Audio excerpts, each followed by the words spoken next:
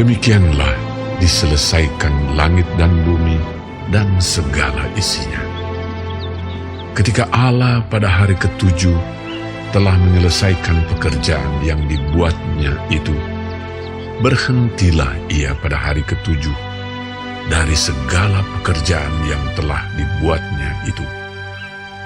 Lalu Allah memberkati hari ketujuh itu dan menguduskannya, karena pada hari itulah ia berhenti dari segala pekerjaan penciptaan yang telah dibuatnya itu.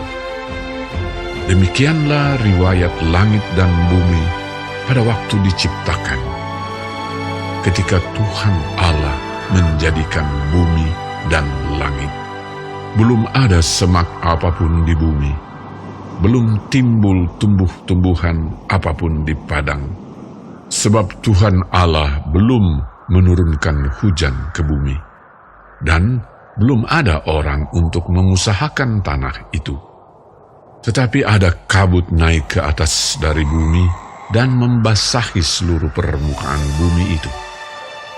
Ketika itulah Tuhan Allah membentuk manusia itu dari debu tanah dan menghembuskan nafas hidup ke dalam hidungnya. Demikianlah manusia itu menjadi makhluk yang hidup. Selanjutnya, Tuhan Allah membuat taman di Eden, di sebelah timur. Disitulah ditempatkannya manusia yang dibentuknya itu.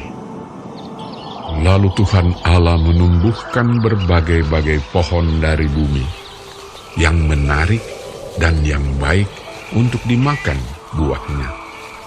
Dan pohon kehidupan di tengah-tengah taman itu, serta pohon pengetahuan tentang yang baik dan yang jahat. Ada suatu sungai mengalir dari Eden untuk membasahi taman itu. Dan dari situ, sungai itu terbagi menjadi 4 cabang. Yang pertama, namanya Pison, yakni yang mengalir mengelilingi seluruh tanah Hawila, tempat emas ada. Dan emas dari negeri itu baik. Di sana ada damar bedola dan batu krisopras.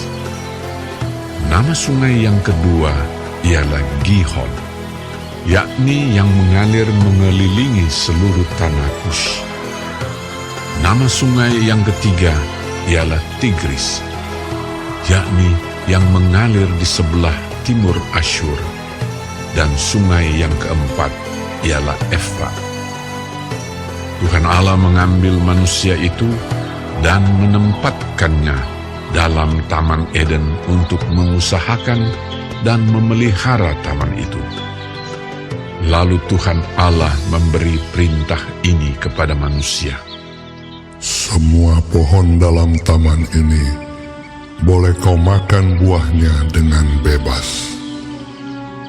Tetapi pohon pengetahuan tentang yang baik dan yang jahat itu, janganlah kau makan buahnya, sebab pada hari engkau memakannya, pastilah engkau mati. Tuhan Allah berfirman, Tidak baik kalau manusia itu seorang diri saja. Aku akan menjadikan penolong baginya yang sepadan dengan dia.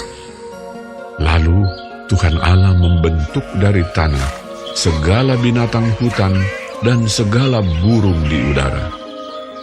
Dibawanyalah semuanya kepada manusia itu untuk melihat bagaimana ia menamainya.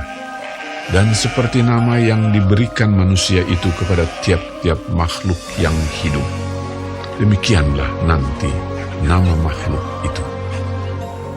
Manusia itu memberi nama kepada segala ternak, kepada burung-burung di udara, dan kepada segala binatang hutan. Tetapi baginya sendiri, ia tidak menjumpai penolong yang sepadan dengan dia. Lalu Tuhan Allah membuat manusia itu tidur nyenyak. Ketika ia tidur, Tuhan Allah mengambil salah satu rusuk daripadanya, lalu menutup tempat itu dengan daging. Dan dari rusuk yang diambil Tuhan Allah dari manusia itu, dibangunnyalah seorang perempuan, lalu dibawanya kepada manusia itu. Lalu berkatalah manusia itu, Inilah dia, tulang dari tulangku, dan daging dari dagingku. Ia akan dinamai perempuan, sebab ia diambil dari laki-laki. sebab itu seorang laki-laki akan meninggalkan ayahnya dan ibunya dan bersatu dengan istrinya, sehingga keduanya menjadi satu daging. Mereka keduanya telanjang, manusia dan istrinya itu, tetapi mereka tidak merasa malu.